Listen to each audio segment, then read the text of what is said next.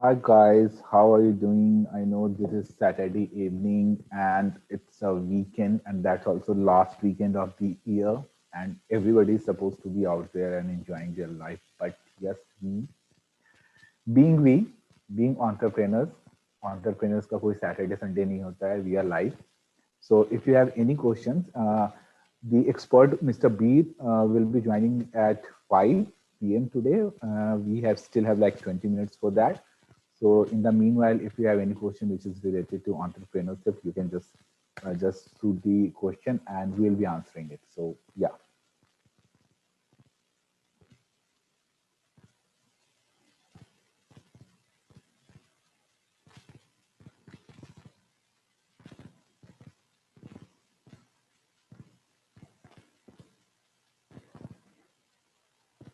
okay.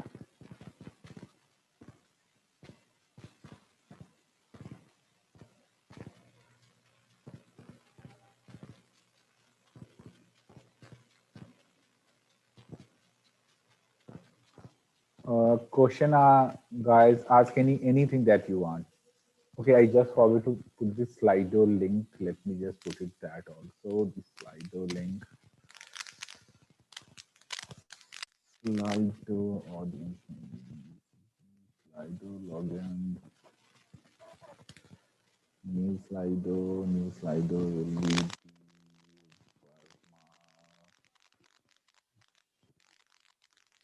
goal 2021,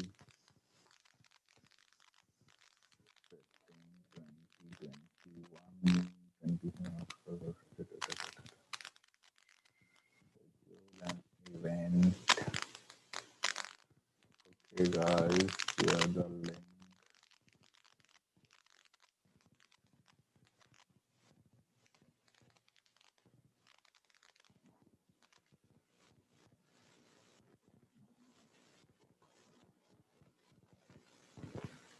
QA and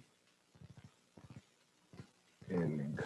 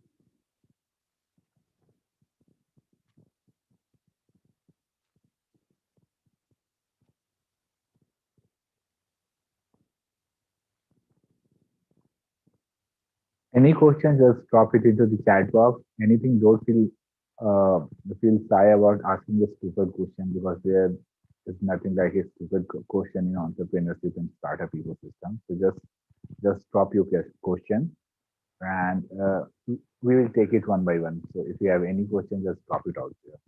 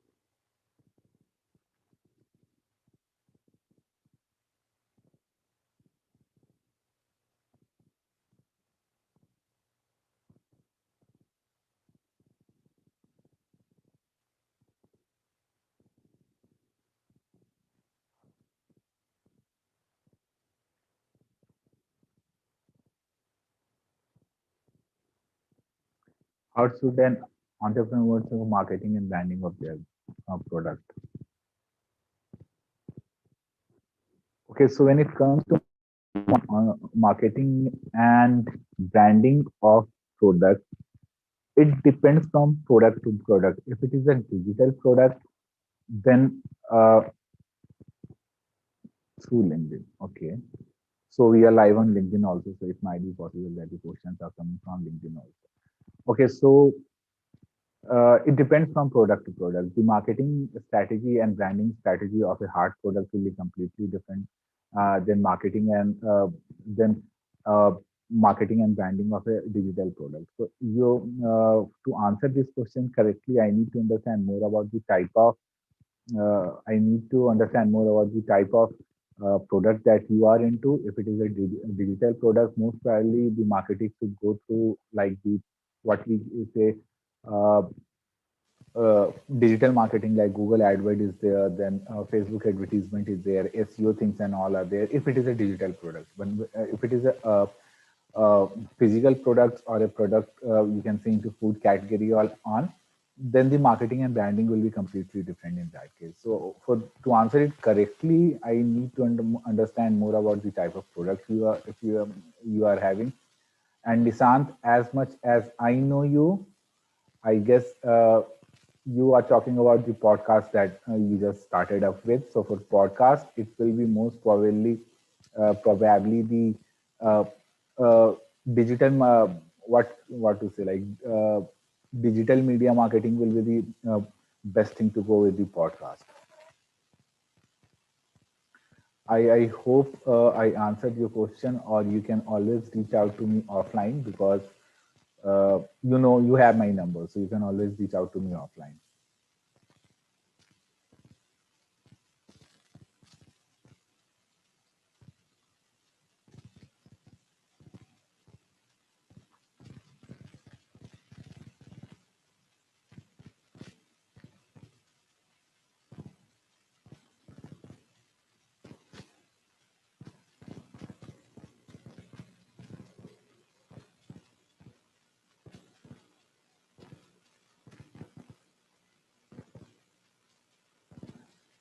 We have a security app for gated community. What is the best way to do market?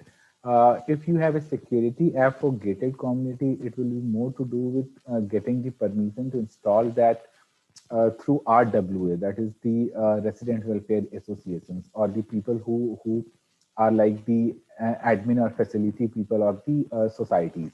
So in that case, it's a B2B product. So you need to reach out to these people, and then only you will be able to sell your whatever, like it might be subscription or one time fee, whatever it is. So you need to put it into that, and it is a B2B category. You are not going to sell it to the residents. You need to sell it to the facility managers and the resident welfare association. So it need to go into B2B format, and for that the what to say like digital marketing or social media marketing is not going to work. You need to work on I think working with on LinkedIn will be better proposition in this case. But still, I don't know how many facility people will be onto LinkedIn, or resident RWA people will be onto LinkedIn. So uh, you need to find a solution. You need to find a way for B2B and reaching out to these people.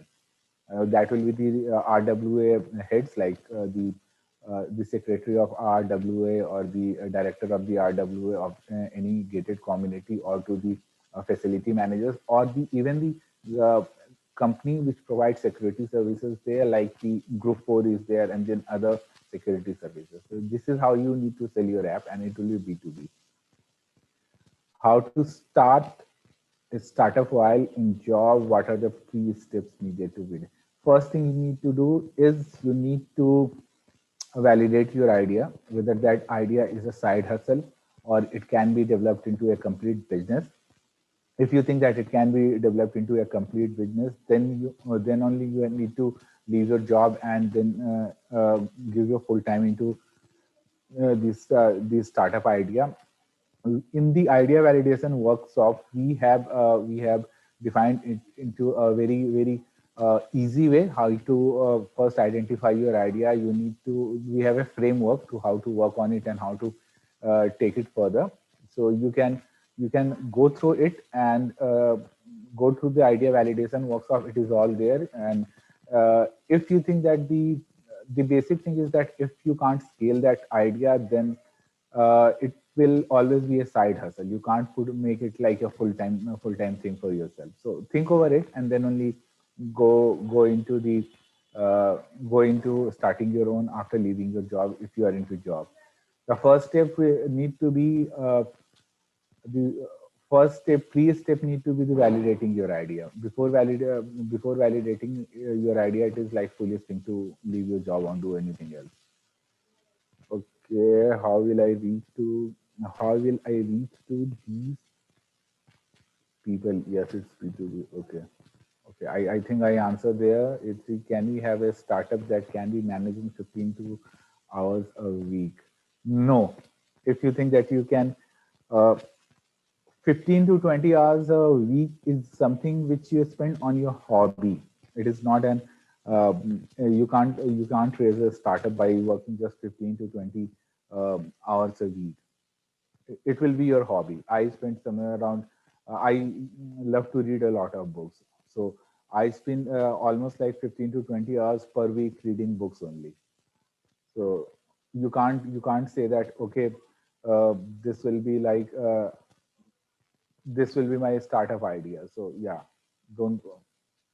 It is not. It doesn't work like that. So don't even think of doing that. You will be losing your 15 to 20 hours of your week also on just working on an idea, which is like which is not going to go anywhere. So this is not how entrepreneurship works. It will be like if you would have seen like 15 to 20 hours a day, then I would have like excited about what you are planning to do. But 15 to 20 hours a week, it is not going to work. It doesn't work like that. Okay, any other questions? So the entrepreneur towards marketing and branding of the product, Nissan Goel, done. How to start a job, three-step, done, or gated community, done. Uh, how will you reach to these people? Answer where yes, it is B2B. Okay, can we for the gated community question? I think you should also start talking to the builders if you can, because builders are the people when they hand it over for the initial 1 to 2 years. The facility is completely managed by the builders who created that society. So in that case, if you are able to enter when the society is when the residents start moving into the society, that is the best time to enter there. So start talking to builders also. That can also help you.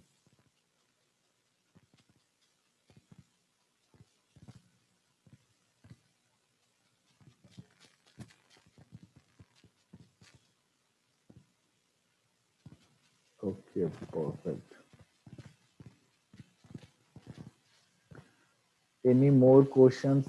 Just drop it there. I am unable to see my LinkedIn or YouTube or Facebook live, so I'm not sure whether it is going on or not. But still, if it is,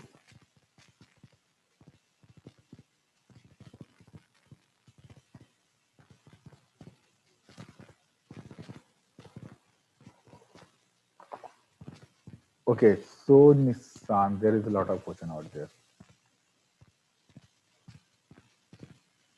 Work towards marketing and branding their products.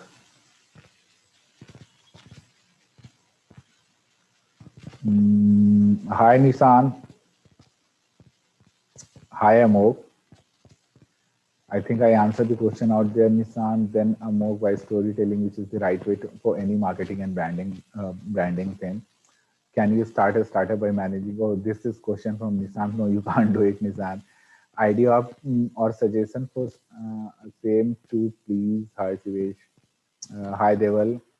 Hope you are doing well. Bootstrapping versus funding. So, Nissan, the thing is that both, when we talk whether one should bootstrap or go for funding, both are equally okay. So, it is not like that. Uh, one is good and one is bad. I personally prefer bootstrapping, but people who go for funding, they are also not wrong. It depends on the stage. If you are raising a startup, which is uh, which need scalability, like instant scalability and expansion. For that, you will require funds, and for that, you need to go for funding. But if your startup is like a startup where the growth is not that much, because we talk about when we talk about the valuation of any company, the approach that a person founder should take towards raising a startup, we always talk about the framework with three factors. That is, whether it is a non-tech or tech, or what is the growth potential out there, and the generating revenue or not revenue.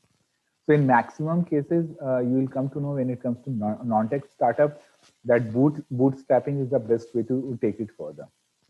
And funding is good for tech startup where you can like where the expansion is like really huge, and the X times of expansion is huge, and also where the when you want to scale it, you can scale it to any level. So it will depend on, again, on your startup whether to bootstrap or to fund. Go for funding. If it's a tech, I will advise you to go for funding. If it is a non-tech, I will advise you to bootstrap as much as you can, because and if you are unable to bootstrap it any further, there are other sources of funding, like bank loans are there, Startup India schemes is there. Then you can the funding is also there. It is not like that you are not going to get any funding into non-tech startup. Funding is also there, but you need to understand it first. Sort.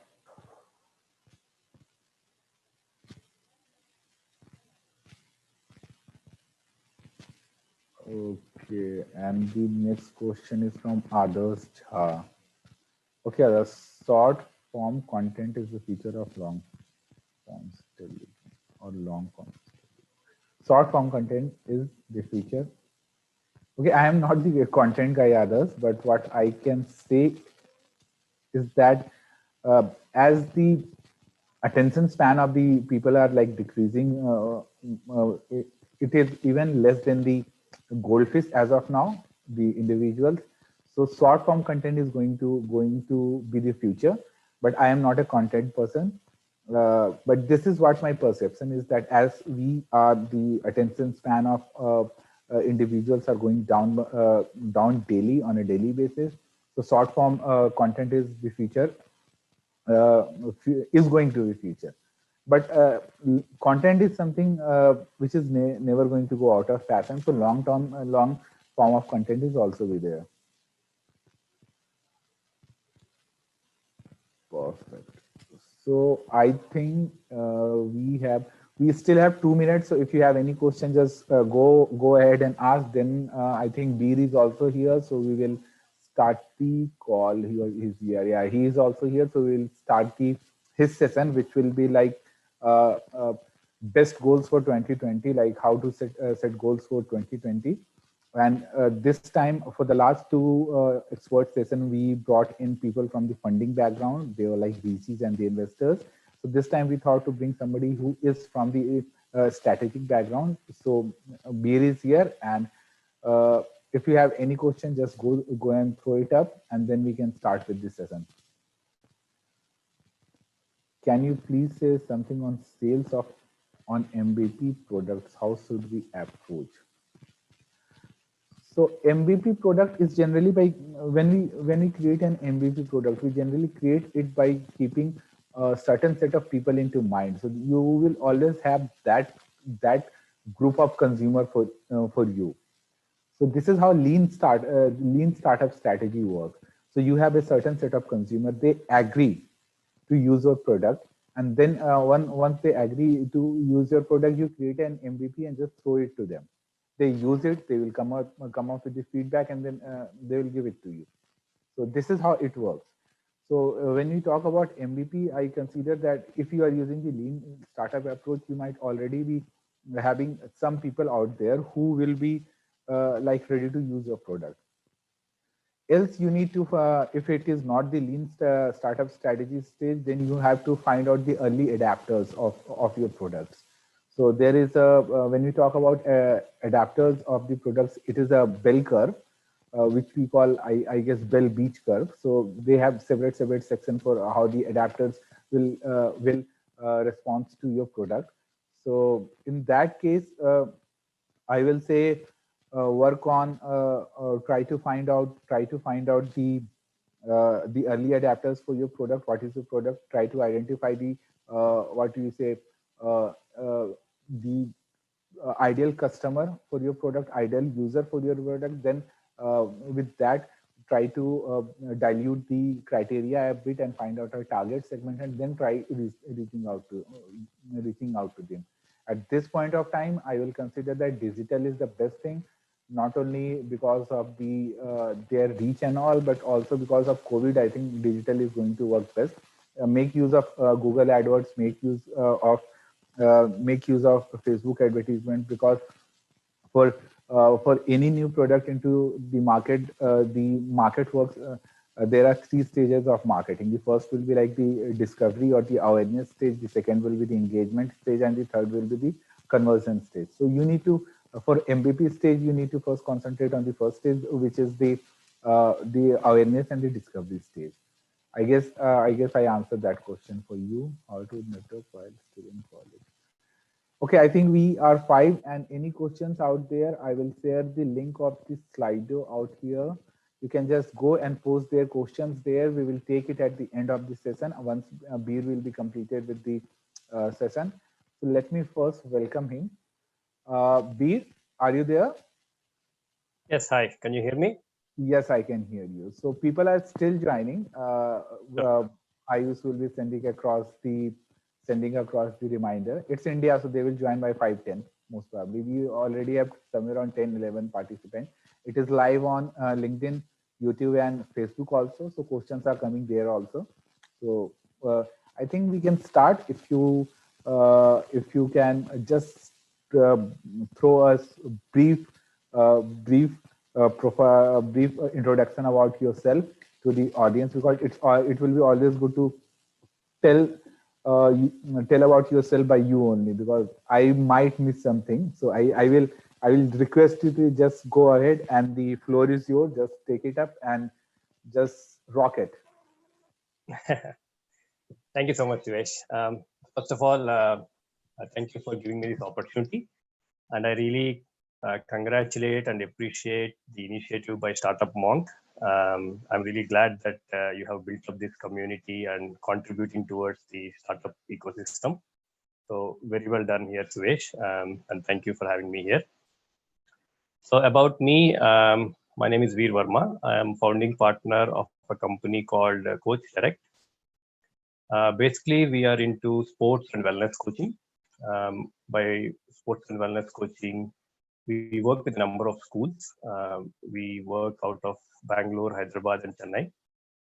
Primarily, we used to do a lot of sports coaching, and then later on, we moved into wellness programs. We work with a number of like corporate events and stuff, marathon events, stress management, holistic wellness, and those sort of events. And it is my passion to coach and guide fellow entrepreneurs and small businesses and startup owners. So that's why I guess I'm here. So I do, apart from my career as a wellness coach, I also do business coaching as a personal passion, really. So that's what brings me here. And I'm glad to connect with the fellow entrepreneurs here.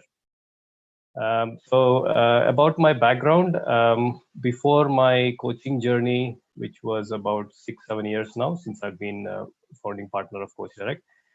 Before that, I spent a number of years in investment banking. I worked with some of the top investment banks globally. I used to be on the change management side, on the operations, the process-related changes. So I used to manage programs, change programs for back office, basically. That was my prior background. I did an MBA from UK. I also did a master's in computer applications. So I had a mix of technology and business education. Okay, so that's all about me.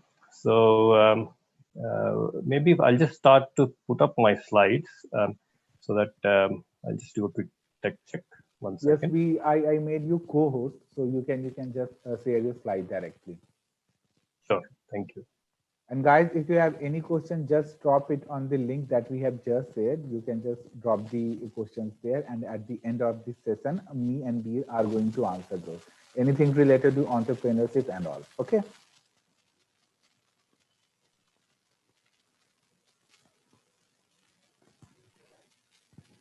Okay, great. This is in slideshow mode, isn't it? Yes, yes, yes. You can. We can see it. You can start. Great. Okay, so this session is going to be about goal setting for 2021. So it's quite topical, isn't it? We are towards end of the year. Everybody wants to have a better 2021. So with that objective, I thought I discussed with Sivesh, and we thought this would be the best session to end the year on a positive note, on a business planning mode basically. So that is the intention. So the purpose is going to be around how to set goals which are basically going to be realistic, as well as make you accountable for them, and how do you track them to achieve traction in your startup or your business. So that's going to be the focus. I wouldn't throw a lot of theory, but I have as a free bonus and as something which is quite valuable, I will be sharing a particular worksheet template that I have, which I use quite often with my coaching clients. I find it very useful because it gives us a framework to manage our goals, to set up action plans, and to track them to closure. So that will be the most valuable takeaway for today. So I'm very pleased to share that with you towards another session. And I would like to keep it practical, try to give you practical aspects of how I use this template to manage goals for my business as well as my coaching clients' business. So that's going to be the focus of today's session. Okay. So feel free to put any questions on the chat, and I'm sure Sivesh or myself will pick it up as we go. And as Sivesh said, towards the end of the session, we'll also have a Q&A, a section devoted to Q&A. Okay, great. Okay, so this is what we're going to cover today. I'll do a quick introduction, quick goal setting with SMART goals. Perhaps a lot of you have already heard of SMART goals. I'll not spend a lot of time on theory, but that is something that has worked for me, and I will throw a little bit of light on how to set goals using this SMART model. And then we'll be talking about action planning. Just goals by themselves don't mean nothing, so you need to have concrete action plans to follow up with your goals. And I'll also talk about this tracking and review mechanism using my template. Okay, so before we start, so why goals generally fail? So these are my thoughts around why goals generally fail, but I'll keep it open. We're open for interaction. If you think there are other reasons why goals generally fail, please feel free to put it on the chat box. But the top 6 reasons that I have observed personally are these. The first one is there's no accountability to these goals. You set up goals, but you do not have a single point accountability to who is going to achieve it for your organization. Second thing is there's no follow-up or action plan or a review plan. You just set up a goal out there, but you don't have a strict follow-up action planning to follow through with that. There are goals which are not realistic. You can say you want to be number 1 in the industry, but you don't really have it realistic because you're nowhere right now. So that's another reason why goals fail. Or there may be goals which are not measurable or not specific enough. You have very wide, vague goals which are not going to help you. And also the number 5 reason I come up with is there's no reward for achievement. Having a goal is great, but if you don't reward the people who are going to achieve it for you, then why would they do it? There's no motivation for them. And lastly, death by goals, right? So if you have too many goals on your mind, then most likely you will fail. The mind is a complex being, and it would like to play with only a finite set of parameters, a finite set of goals that it can handle. So these are my observations. If you have other observations, please feel free to put it on the chat box. I would like to hear what are the other reasons why goals fail. And anyway, I'll pick it up again towards the end of the session, but feel free to chat as you go along.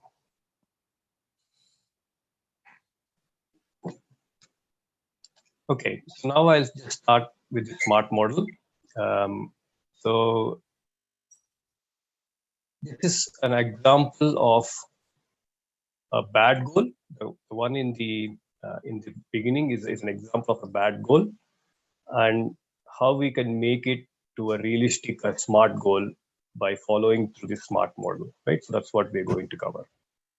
I'll be very specific here. So for example, the goal that we are talking about here, hypothetically, is an electric vehicle manufacturer, a battery manufacturer of an electric vehicle, right? So they have a goal out there.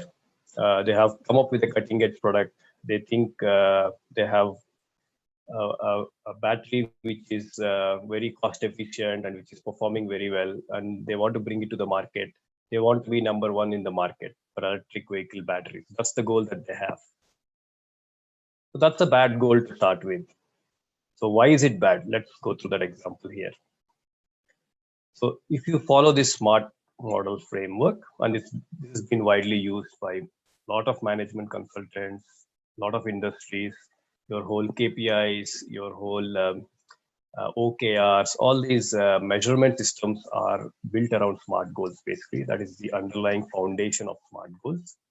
So if we have to follow that model here, so let us see why this goal is not a very good goal.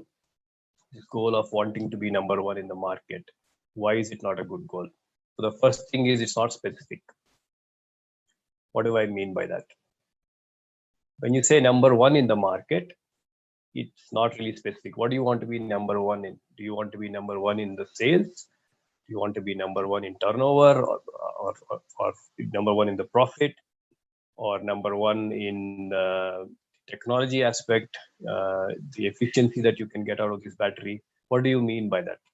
That's not specific enough. That's why it's failing the first parameter of specific. It's not measurable either, because number one doesn't really mean anything. Number one had to be quantified with something, right? So that's the problem with this goal.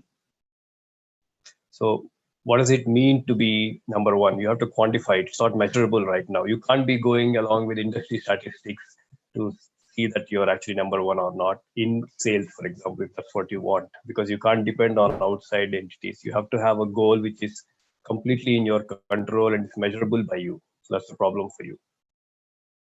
And it's not accountable, because number one, what does that mean? You don't have anybody accountable to manage this. It says it's good that we want to be number one, but it's not really accountable, because you're dependent on market scenario. You're dependent on how other companies are doing and so on. So it's not really a good goal there.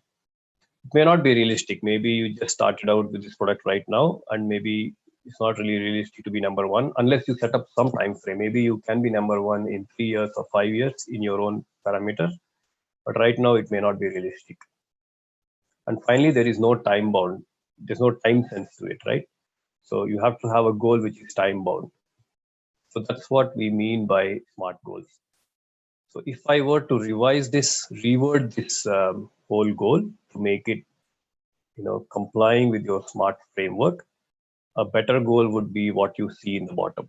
What we see in the bottom is, it says we should achieve 10 lakh unit sales of lithium ion two-wheeler battery by December 2021 or December 2022, doesn't matter. So here, see what is happening right now. So it is specific because you're talking about a specific a unit, like you're talking about your lithium ion two-wheeler battery. It's very specific.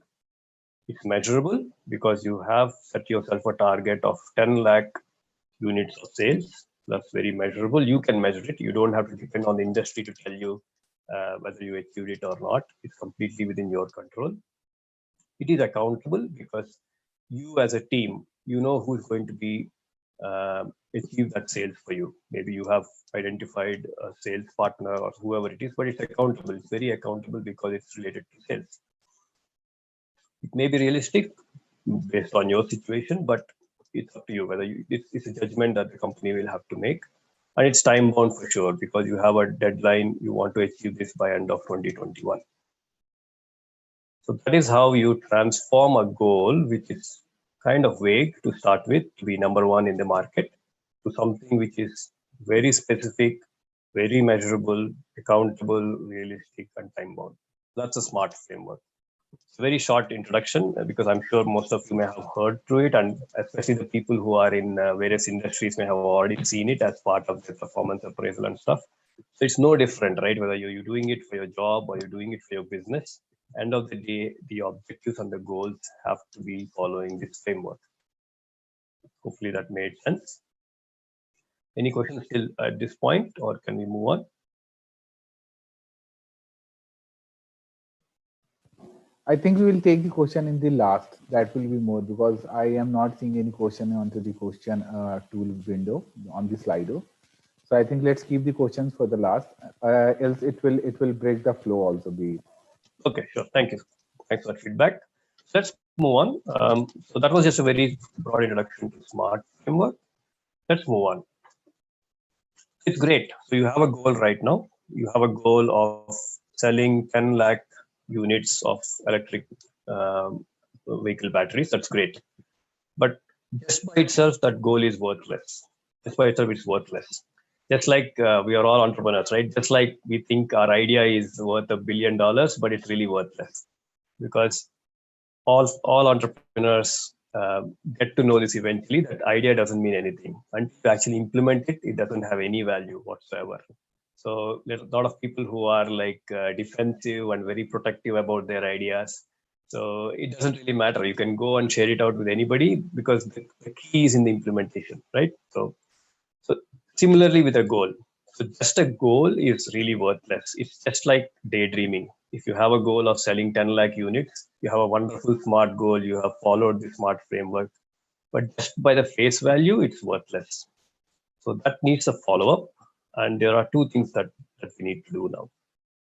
The goal needs to have an action plan. And we're going to talk about all this in my template anyway. But that goal needs to have an action plan. And that action plan needs to have specific tasks. We have to break it down into, if level 1 was the goal, level 2 is the action plan, and the level 3 is the tasks that make up for that action plan. So you need to break it down into those two more levels to be able to actually go and get traction out of this goal that you're talking about. Let us see that. I just try to put some theoretical action plan and tasks for that particular goal that we talked about. So here we're just revising that goal. So we wanted to achieve 10 lakh unit of sales, right? So that's our goal out there. So now the action plan, we have to plan out certain actions, and action plans typically may not be just one action. So here in this case, I have identified one action, a hypothetical action. I call it A1. And I'm saying that action is to become a priority vendor for one EV manufacturer, one electric vehicle manufacturer. You go out and become a vendor for them so that you actually go and achieve your goal of 10 lakh unit sales. So that was one action, but there would be more actions. You just cannot achieve a goal probably with one action because most goals are complex in our business. Perhaps you may have 3 to 10 actions, 12 actions, depending on the complexity of your goal. But in reality, you may have a bunch of them, but we will have some priority around them. So let us look, just keep it simple. Let us look at this particular action, A1, that we want to become a priority vendor for one EV manufacturer. To be able to achieve our goal, this is the action we need to take, one particular action that we need to take. Now that needs to be broken down further. That action needs to be broken down into specific tasks now, right? So there are perhaps 2 tasks coming out of it. There could be n number of tasks again. Each action will have n number of tasks. But again, for the simplicity, I have identified 2 tasks. The first task was to meet one such manufacturer, let us say Bajaj. The second task is to meet another manufacturer, say TVS, 2 electric two-wheeler manufacturers. So those are just 2 specific tasks that came out of our action A1 to become a vendor. So this is all how it flows down, right? So you've broken down that goal into an action, and then you've broken those actions into tasks. So this is how you can go and actually make it trackable, to make it something that you can use and evaluate on a regular basis. So that's the theory behind that. Okay, so let me move on.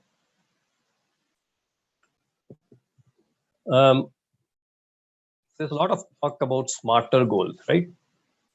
Smart goal framework is quite a mature framework, and people started talking about smarter goals, where the smarter is the E stands for the evaluate and the R stands for the review, right? So evaluate is how often do you actually go and revisit your goals and tracking mechanism, right? So again, it depends on whether these goals are short term, medium term, or long term. As I said, I don't want to spend too much time on theory, but you need to evaluate them at regular intervals. So perhaps in this case, in this particular scenario, it's worth evaluating them every week, for example, to see where you are with your tasks leading up to your action, leading up to your goal, right? So that's the evaluation process. How often do you evaluate them? And you need to review them. Are they making sense? If they're not making sense, maybe you need to change some parameters. You need to change some of your actions or tasks. So that's what makes that review process feed back into the smart model, right? So this is your smart model. This is also quite common, used in a lot of industries also. So the smart model has been further improved to become a smarter model. So that's what we are doing here.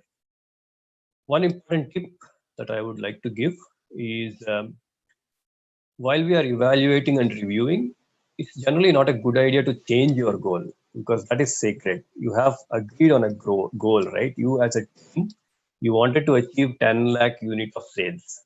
So just in case you get into hot water, just in case the market is not really favorable to you, generally it should not be the case that you go and change your goal, but rather you should try to rework your action plan and your tasks to see how you can circumvent the current situation and still try to achieve your goal. So that's the general theory, right?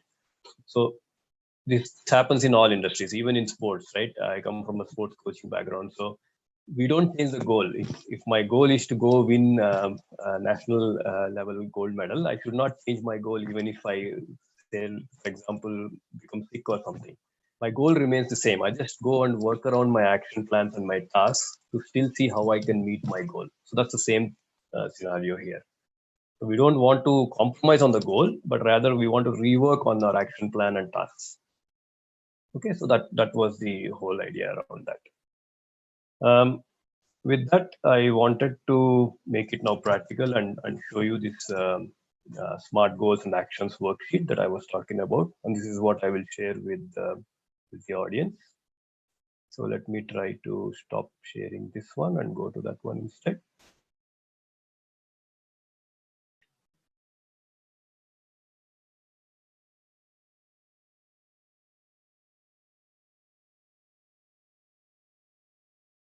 Okay, so hopefully you can see my Excel sheet. So this is something that I have devised and I use it with my coaching clients. Great. Okay. This is actually this sheet is actually from one of my coaching clients. This I just try to use that example without divulging any personal data. So basically, this client is a wellness center in the US, and they are trying to scale up operations from one center to multiple centers. So the goal is to start operations in center number 2. They were so far in only one center. They want to scale up to the second center, and their goal is to scale it up by having this many sessions a week by this deadline, right? So that's their goal. So actually, you work it the other way around. So you don't actually put up your goal statement right now. You know you wanted to scale up your operations to second center. You just start with that notion, and then you have to go follow this checklist to see whether that goal is falling in your smart model. And then based on this, you rework and go back to your goal statement. Okay, so when we started out with my client, the client just wanted to scale up operations to second center. That's all that there was in the mind. So now we have to break it down into a smart goal, and then we have to come up with the actual goal statement. So this is how we do it, right? So the first thing is it has to be specific, following the model that we just talked about, the SMART model, right? So it has to be specific. So is it specific or not? Yes. So it is specific because we are saying we want to start operations in center number 2. It's a very, very specific thing that we wanted to do. Okay. We're not saying generically, I want to scale up my business to 10 centers. That's not really a goal because you have to break it up into things which are very, very specific. So yes, we want to scale up operations to center number 2. That's very, very specific. Is it measurable? How do you know that you have actually scaled up and you actually have operations in second center? It's not good enough to just set up an office and to have a team, but you actually need to have business, right? So that's what is measurable. Another measure could be that you're just burning money and spending on second center, but I don't think that's a very good measurable target. So rather, the measurable target is to have number of sessions booked per week, because it's a wellness center, as I told. So for them, the target is all about how many sessions are booked per week. So that is a measurable target for them. This number of sessions need to be booked per week in the second center. Is it accountable? So who's responsible for ensuring that there are a number of sessions booked per week? So yes, it's pretty much accountable because they in their team they have. So without naming. So Mr. X is the guy who's actually the business owner, and he's identified a partner, Mr. Y, who's responsible for running this center. So it's accountable between Mr. X and Mr. Y. So it's very, very accountable. So yes, it satisfies the criteria. Is it realistic goal? Can they do it within a span of 2 months? Yes, they can, because they had earlier did sessions per week in 2 months' time for their first center. Of course, it's a different scenario. Mr. X did all by himself, but still it's doable because they had something that they had live proof of which they can fall back on. Can others please mute yourself? I'm hearing some background noise. Those who are not speaking, could you kindly mute yourself? Yeah, much better. Thank you so much indeed. So it is realistic for them. If it's not realistic, they'll have to change the deadline. Instead of saying February 2021, they may have to go further out. But that's a decision they have to make, right? So between Mr. X and Mr. Y, the team who's accountable, they need to make a decision. When is it going to be realistic for to achieve this number of sessions? And is it time bound? Definitely so. So we have a time limit of February 2021. So that's when we need to go and achieve this goal by. So now you can see how we have broken down the idea, the whole vague idea that we want to start operations in second center into something which is a smart goal, right? So it has fallen into this checklist. It has satisfied all those criteria of smart framework.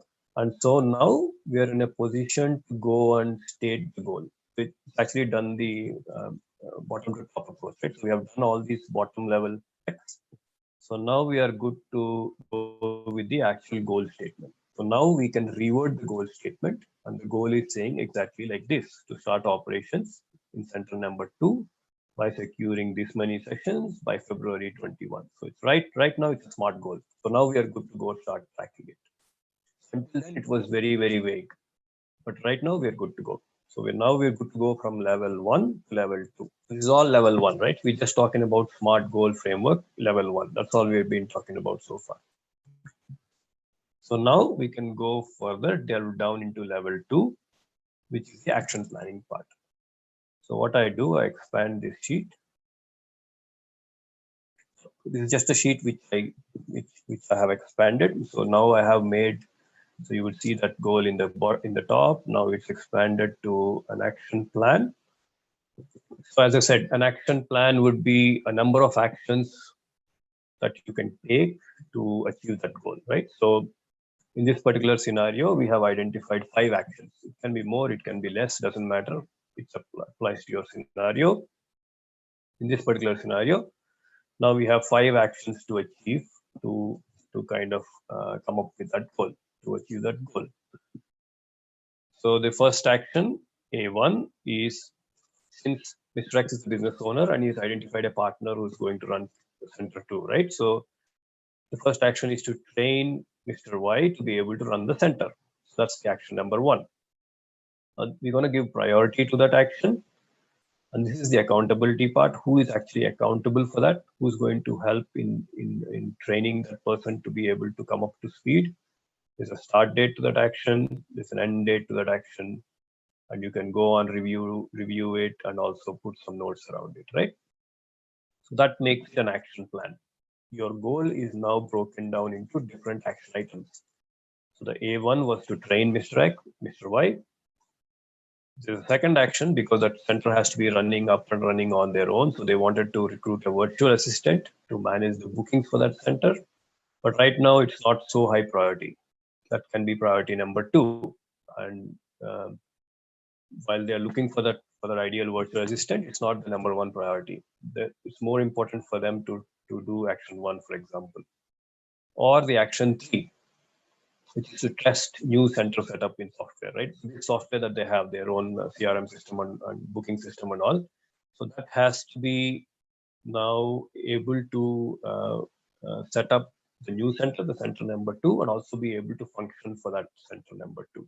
So there's needs to be some testing, some configuration, and all that software stuff that needs to be done. So that's also high priority, because without this, obviously you cannot really go live, right? You cannot go live with your second center. That's also high priority. So who's accountable, what date you want to start this task, and by when you need to finish it. Okay, so that's very important. And then we had another action to promote this new center with the existing leads. They had a bunch of existing leads. They need to start promotion to be able to get their number of sessions bookings or what have you. So now that is another action that they have. So that is now the accountability is on Mr. Y, who's going to run that center. He needs to run those promotion campaigns or whatever. So he's going to start from January, finish it by end of January. These are all hypothetical, but based on a scenario that I have just discussed about my client. And then the last action was to launch some sort of an event, an awareness event in February, so that they can start getting sessions. Maybe they'll do a promotion or something. They'll give some free sessions or something. So that was supposed to be action number 5. It doesn't matter what these actions are, but I hope you understood the underlying point, right? That you have to have follow-through actions, which you can have specific people who are going to be accountable for. You need to have specific deadlines, start dates and end dates for them.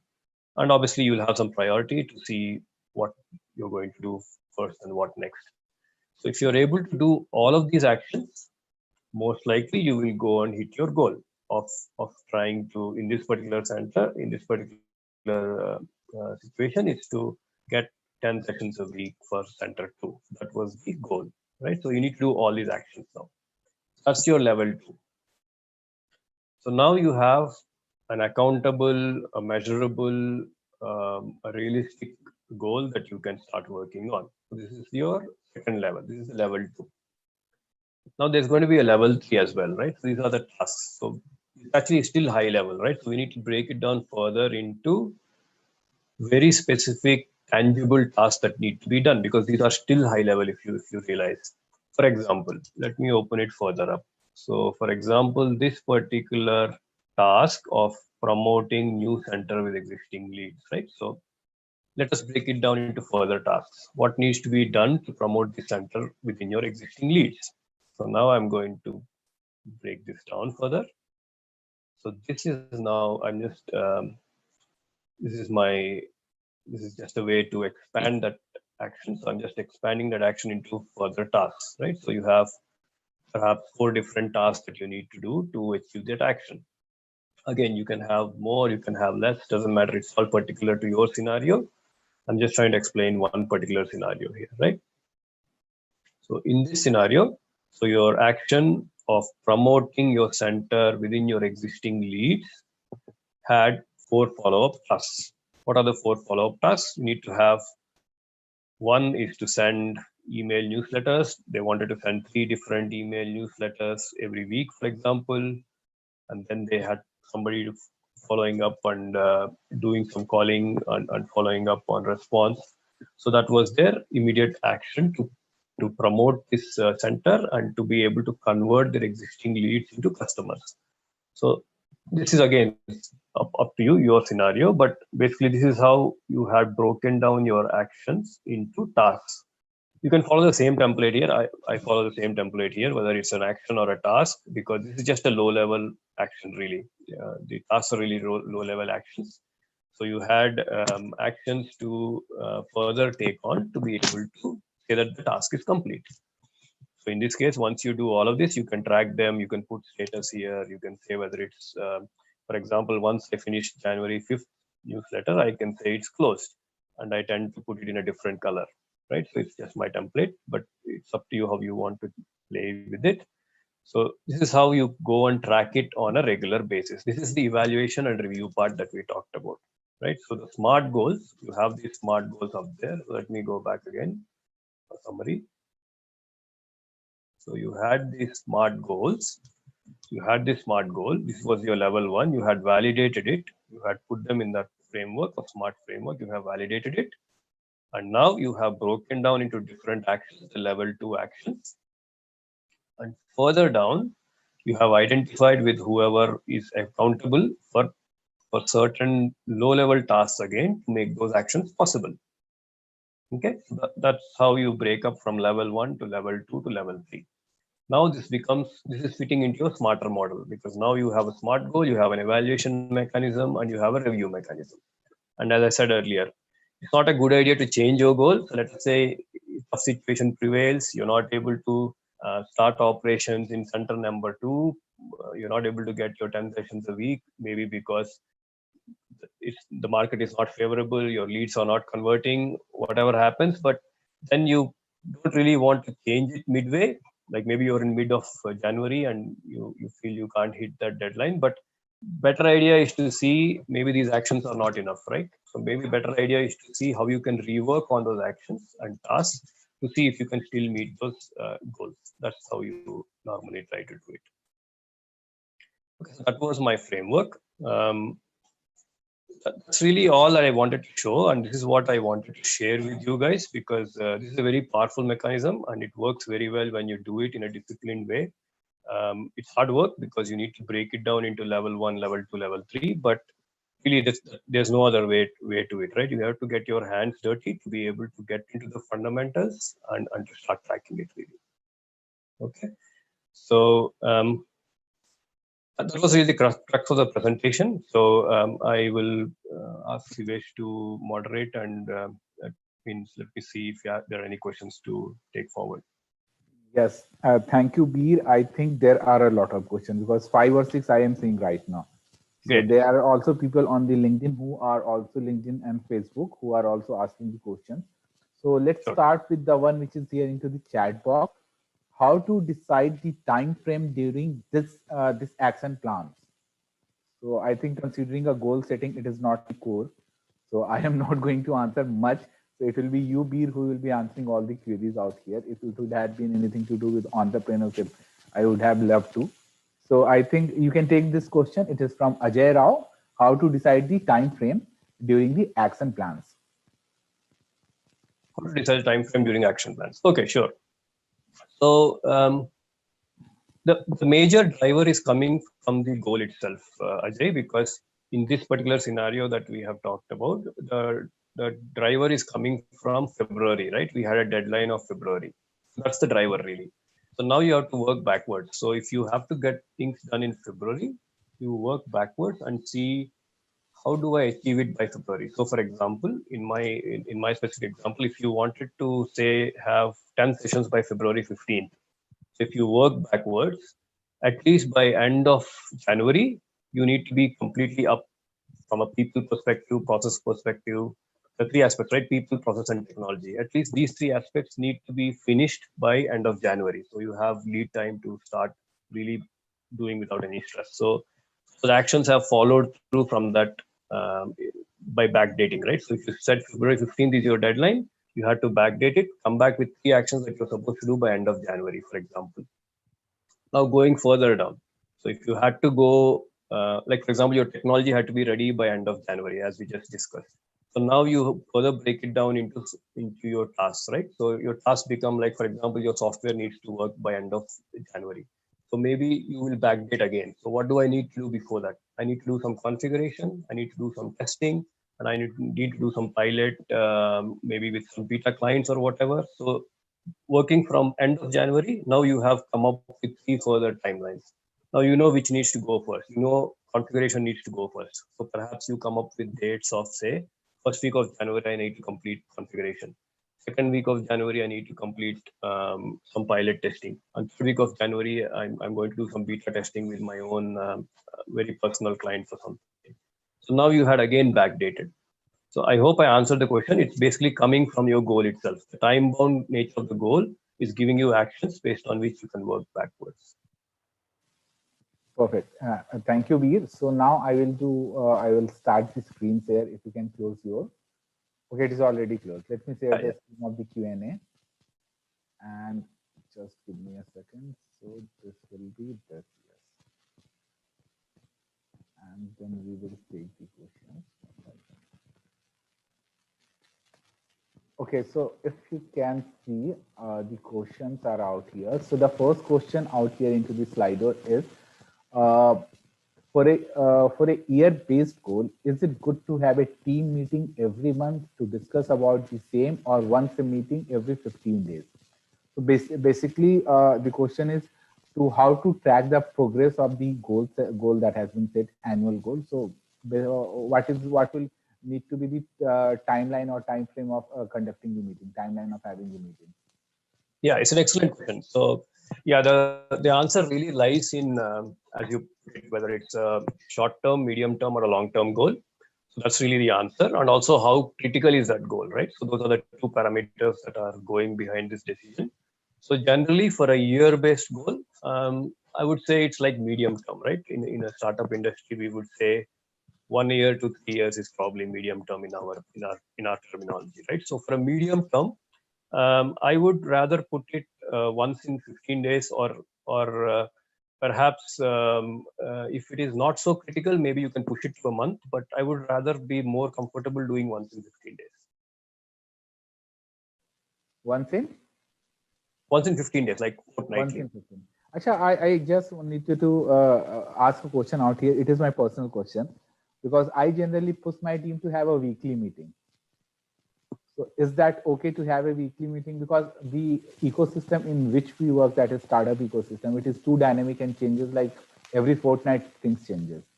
So we need to keep a tab on that. So that's why I asked my team to have a weekly meeting, and there we discuss the work program, what we call that, what is the progress of the work. So work program. So is that okay? Or I am being like too harsh on my team? No, you're not being too bossy. Absolutely required to do a weekly meeting. Absolutely, no doubt. So what generally gets discussed on a weekly meeting is usually your short-term goals, right? Because these are things that, as you said, are very, very volatile. They keep changing quite rapidly in our industry. So in your weekly meeting, most of your time is spent on your short-term goals. So it's very important to have a weekly meeting. Now, these sort of things, which are like what this question has come up with, something that you have a goal for a 1 year, right? So perhaps if there are not too many actions happening on a weekly basis for them, then perhaps it's okay to do that sort of it's more like a strategic meeting, right? So maybe you can have that once in 15 days as opposed to having on a weekly meeting, because it's the weekly meeting are more for your tactical decisions, tactical planning, and the fortnightly or a monthly meeting are more for the strategic and more for the longer term goals and medium term goals, if that makes sense. I am okay to do that. So if people who are from my team are attending this, it is okay. Don't, I'm not being too fuzzy about it. Okay, so the next question, it is the anonymous question. So the question is, great session, sir. So Veer, yeah, thank you for that. How to manage if someone from the startup is unable to perform according to action plan, like one of the co-founders or core team member? So it is basically if even the founder or the core team member is unable to perform the task, so how to manage?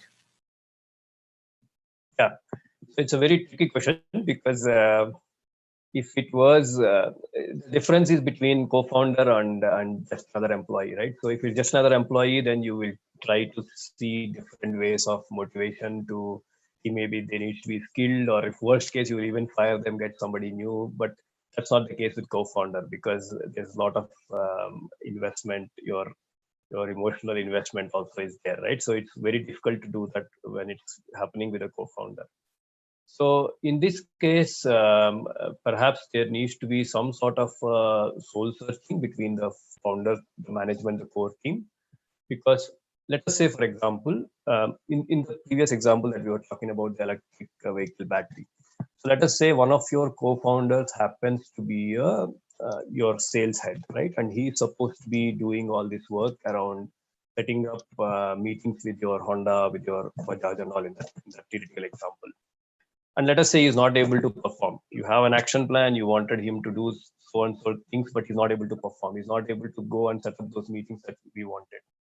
So now what happens, right? So it should not be a blaming game, because it's not going to help anywhere. End of the day, you all are coming together for various strengths. So perhaps there needs to be some sort of introspection within the team, within the core team, to see what is it that needs to be done to be able to achieve your target. So let the focus be around what needs to be achieved, rather than on finding fault, rather than on saying that you're not able to get this session, this meeting. We've been struggling for 6 months, you still didn't get the meeting. So that is not going to help us. It's rather the focus is on how do we get the goals solved. So perhaps, for example, the solutions could be like, you may have to hire a specialized sales consultant, or somebody who is specific from the automobile industry with a lot of connections in that market space. For example, I'm just throwing out a solution.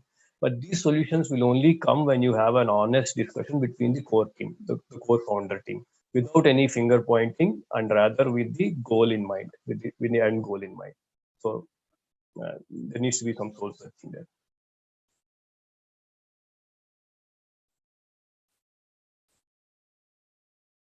Suresh, you're on mute. There are some questions which is coming, so I was just going through on my phone.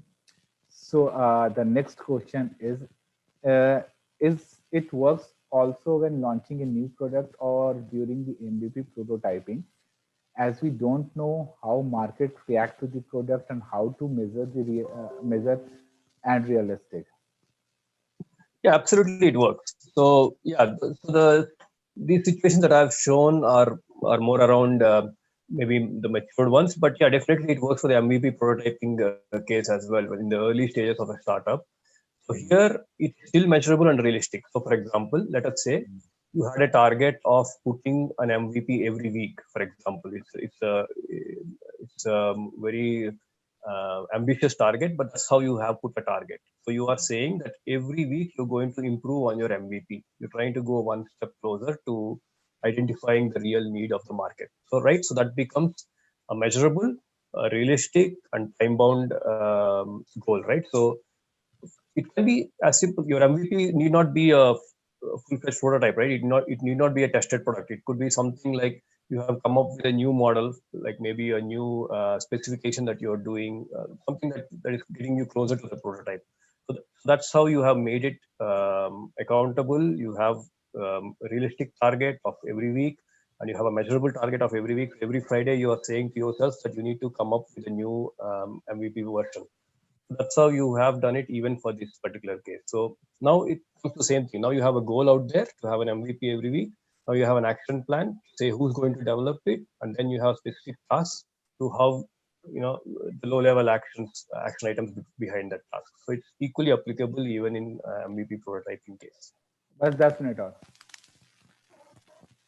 Okay, so the next is how to decide the time from during the action. Time from, it is completely your question.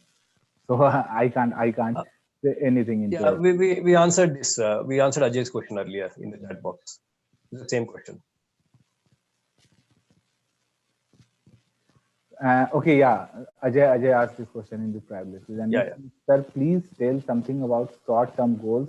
Is it like for a month or small target? Okay, it is the what to say timeline for a goal, short-term goals. So in specifically startup industry, I would define short, medium term, and long term is something like this. So anything between now to 6 to 7, 8 months time, I would call it a short term. 6 months, I would say, not even 7, 8 months. Now to 6 months is like short term goal. Anything from 6 months to perhaps 2 years, I would call it as a medium term, and anything beyond that is a long term goal.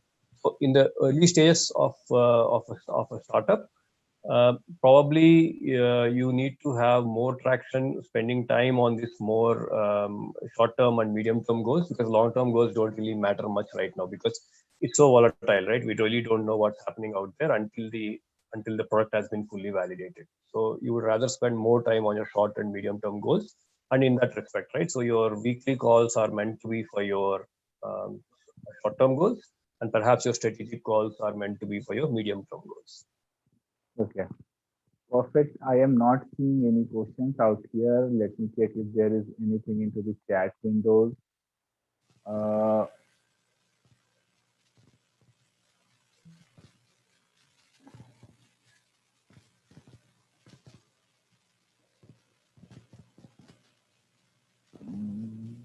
no, it is not there. Okay, Beer, I think we completed on time. Surprisingly, this week we have completed it on time. So this will be the last chance. If anybody is having any query or question to be, they can just shoot it up, or then otherwise we will end it.